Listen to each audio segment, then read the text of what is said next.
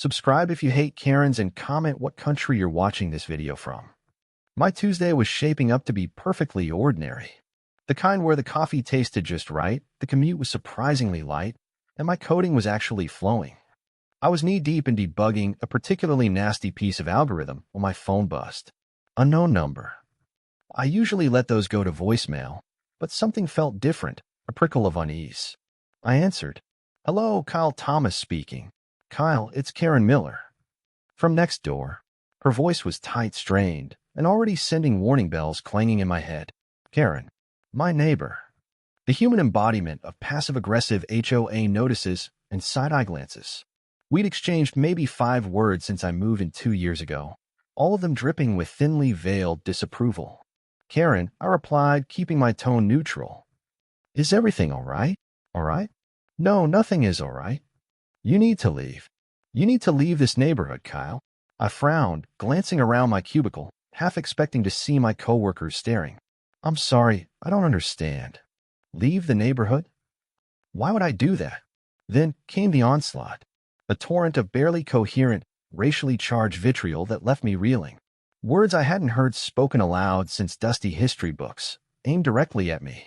The gist of it, after I managed to filter through the hate, was that I didn't belong. My presence lowered property values. My culture was unwelcome. It was a messy, ugly tirade, punctuated with sniffles and near-hysterical breaths. Finally, she paused, as if catching her breath.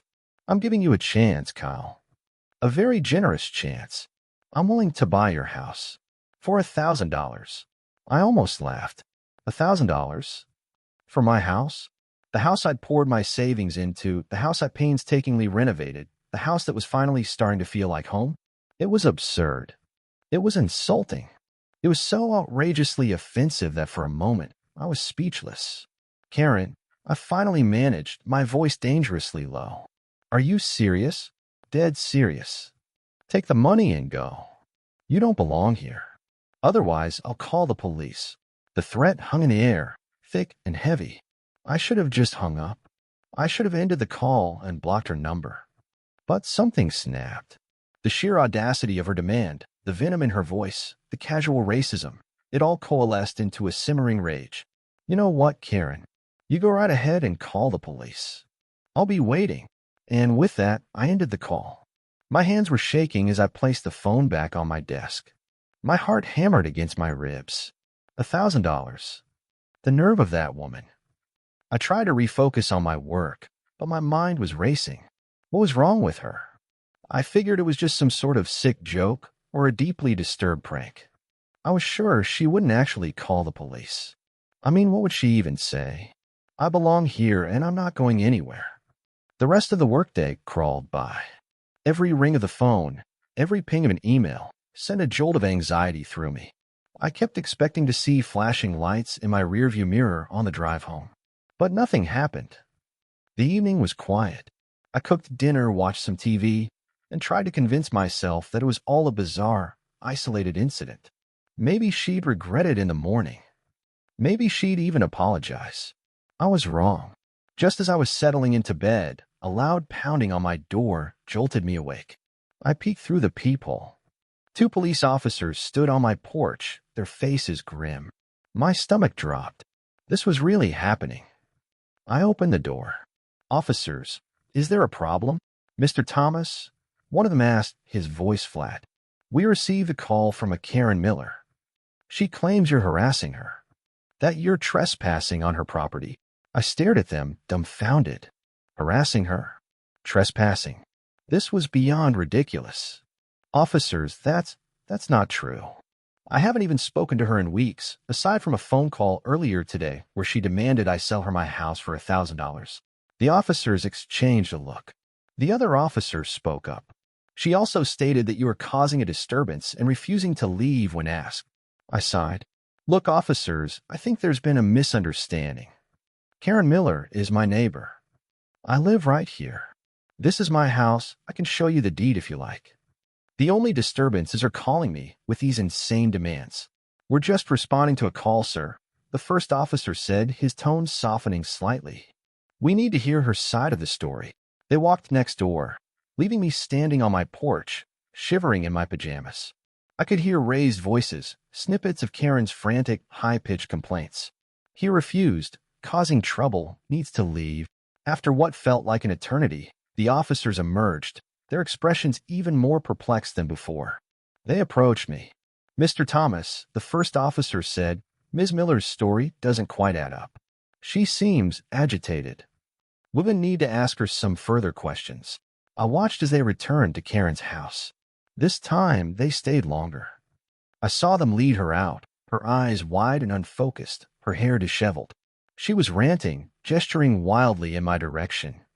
As they put her into the back of the police car, she screamed, "He doesn't belong here. He's ruining everything." The dread was lifted to see her taken away. The next few hours were a blur of police interviews and paperwork. I explained the situation, showed them the deed to my house, and recounted the bizarre phone call. The officers were surprisingly understanding, even apologetic for the intrusion. They admitted that Karen had a history of making complaints and that they were starting to suspect something else might be going on. "Mr. Thomas," one of the officers said, "we're going to take Ms. Miller into custody for further evaluation. We suspect she may be under the influence of something. We'll also be looking into the possibility of filing false report charges." I thanked them, feeling a wave of relief wash over me. It wasn't over, not by a long shot, but at least I felt like I was being heard. I went back inside, still shaken, and tried to salvage what was left of the night. Sleep was elusive. Every creak of the house, every passing car, made me jump. The next morning, I woke up exhausted, but determined to get back to some sense of normalcy. I went to work, trying to put the previous night behind me. But the news, as it always does, traveled fast. My boss called me into his office. "Kyle," he said, his expression concerned, "I heard about what happened last night. Are you all right?" I explained the situation again, downplaying the racial undertones, focusing on the bizarre nature of Karen's behavior. He listened patiently, then nodded. "Look, Kyle, I trust you. I know you're a good person. But these kinds of situations can get messy. Take some time off. A few days, maybe a week. Clear your head. We'll cover your projects." I appreciated the offer, but I didn't want to hide. I didn't want to let Karen's actions dictate my life. "Thank you, sir, but I'm okay. I want to be here. I don't want to let her win." He smiled. "All right, Kyle. But promise me, if you need anything at all, you'll let me know." The day went by uneventfully, but the weight of the situation still hung heavy in the air. I couldn't shake the feeling that this was just the beginning, that Karen's unraveling was far from over. And I was right. The following days brought a steady stream of information, mostly filtered through whispers and concerned glances. It turned out that Karen's evaluation revealed a long-standing addiction to prescription painkillers. The police found a stash of pills hidden in her house, along with empty bottles indicating she'd been abusing them for years. The incident with me had been the culmination of a long, slow descent into paranoia and delusion fueled by her addiction. The news spread like wildfire through the neighborhood. The same neighbors who had once politely nodded at Karen now whispered behind her back, their faces a mixture of shock and disgust. Her husband, a quiet, unassuming man who always seemed cowed by her, filed for divorce. He'd apparently been living with her erratic behavior for years, turning a blind eye to her increasingly bizarre actions. Then came the news from her workplace. Karen was a mid-level manager at a local bank, a position she'd held for over 20 years. The bank, citing her arrest and the negative publicity, terminated her employment.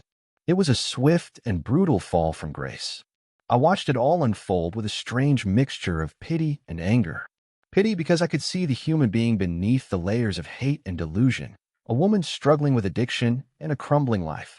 Anger because she had chosen to direct her pain and rage at me, a complete stranger, simply because of the color of my skin. The house next door remained empty, a silent testament to Karen's downfall. The real estate sign went up quickly. The manicured lawn became overgrown, the flower beds choked with weeds. It was a stark contrast to the pristine condition Karen had always maintained, a visual representation of her internal chaos. I started to feel a sense of guilt. Was I responsible for this? Had my refusal to sell my house for a pittance triggered this chain of events? I knew it wasn't logical, but the question lingered in my mind. Weeks turned into months. I tried to focus on my life, on my work, and on making my house a home. but the specter of Karen Miller still haunted the edges of my consciousness. I would occasionally drive past the local homeless shelter, half expecting to see her there. It was a morbid curiosity, a desire to witness the full extent of her downfall. Then one day I saw her. I was driving home from work, stuck in traffic on a busy intersection. A woman stood on the corner, holding a cardboard sign that read, "Need help. Anything appreciated." Her clothes were dirty and tattered, her hair matted and unkempt. It took me a moment to recognize her, but there she was, Karen Miller. I pulled over to the side of the road. My heart pounded in my chest as I approached her. She didn't recognize me at first. Her eyes were vacant, her gaze unfocused. "Karen," I asked, my voice barely above a whisper. She looked up, her eyes widening in recognition. A flicker of shame crossed her face. "You," she stammered. "It's you." I didn't know what to say. I felt a surge of conflicting emotions, pity, anger, and a strange sense of responsibility. I reached into my wallet and pulled out all the cash I had. I pressed it into her hand. "Here," I said. "Take this." She looked at the money, then back at me, tears welling up in her eyes. I don't deserve this," she whispered. "Maybe not," I replied. "But everyone deserves a second chance." I turned and walked back to my car, leaving her standing on the corner, clutching the money in her hand. As I drove away, I couldn't shake the image of her face, etched with sadness and regret. Had she learned her lesson? Was she truly remorseful for her actions? I didn't know. But I hoped for her sake that she could find a way to rebuild her life. The Karen Miller saga faded into a strange, unsettling memory. The house next door was sold to a nice young family. They waved cheerfully whenever they saw me, and we even shared a few barbecues in the backyard. The neighborhood slowly healed, the wounds of Karen's actions gradually fading. I learned a valuable lesson from the experience. A lesson about the insidious nature of prejudice, the dangers of addiction, and the importance of standing up for what's right. It reinforced my belief that no matter how much hate is thrown your way, you can't let it define you. I also learned that sometimes forgiveness is the most powerful weapon you have. Not necessarily forgiveness for the sake of the other person, but forgiveness for yourself.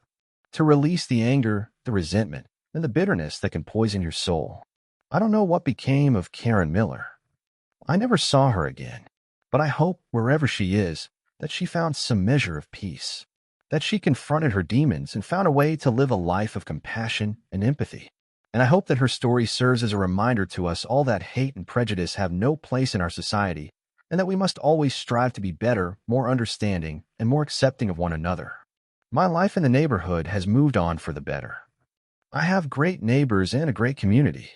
I can laugh about what happened and use it as a teaching moment. But I will never forget what happened.